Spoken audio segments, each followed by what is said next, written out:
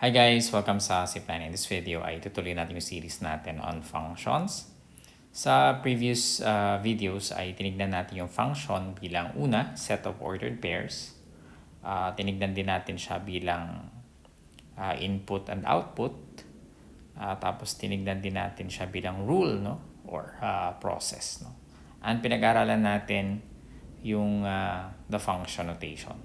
So dito, para lalo nyo pang maintindihan ng function, titignan natin siya as correspondence. No?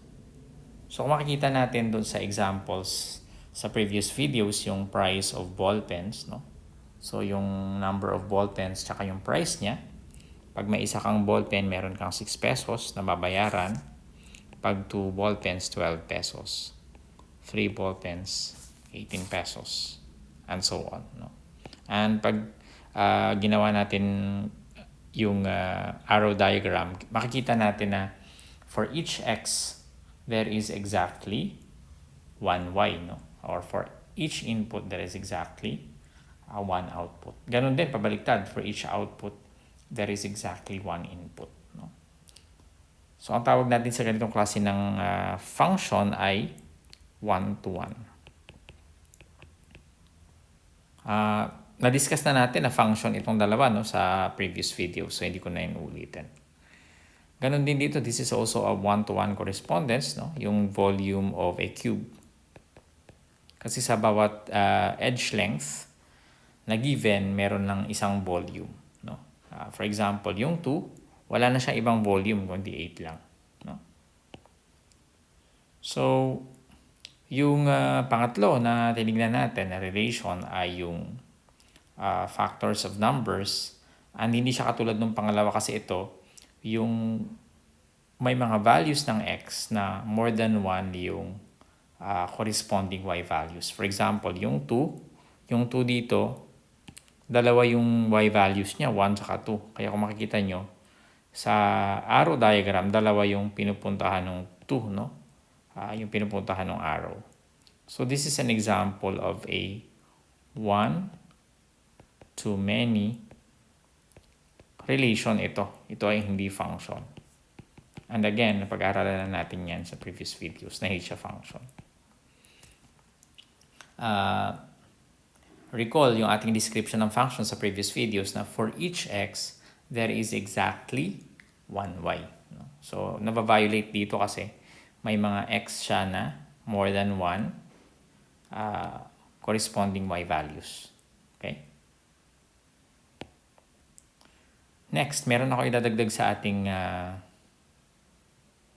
listahan ng examples. No? So, yung listahan naman na ito na pang-apat ay yung square of integers. No? So, ibig sabihin, ito ay square ng integer na nandito. For example, 9 is the square of negative 3. No? Okay? Tapos 4 is the square of negative 2 and so on. No? Hindi ito kapareho nung yung una, no?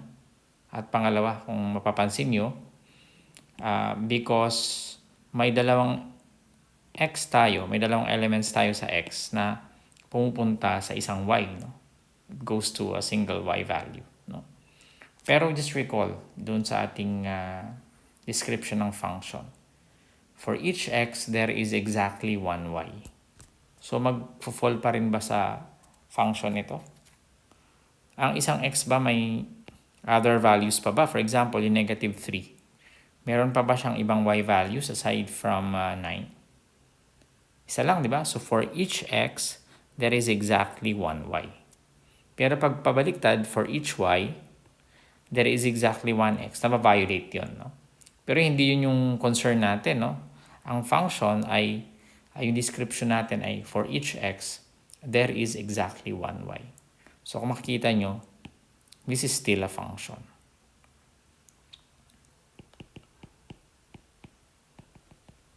And this kind of function is called many-to-one function. Okay, so to summarize, no, in terms of correspondence, yung one-to-one and many-to-one are functions, but one-to-many is not a function. Alright, so yan lang yung pinaka-gist ng ating tutorial. Sana ay naintindihan nyo, and sana na habang tumatagal tayo dito sa ating tutorial, habang padami ng naaaral, ay naiintindihan nyo lalo yung konsepto ng function.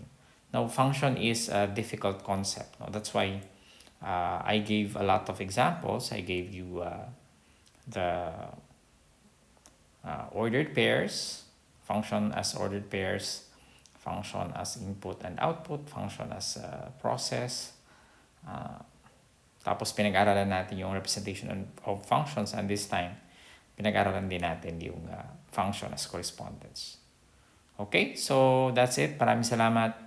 Sana huwag kayong magsawang magsubaybay sa SIP9. I'll see you in the next video.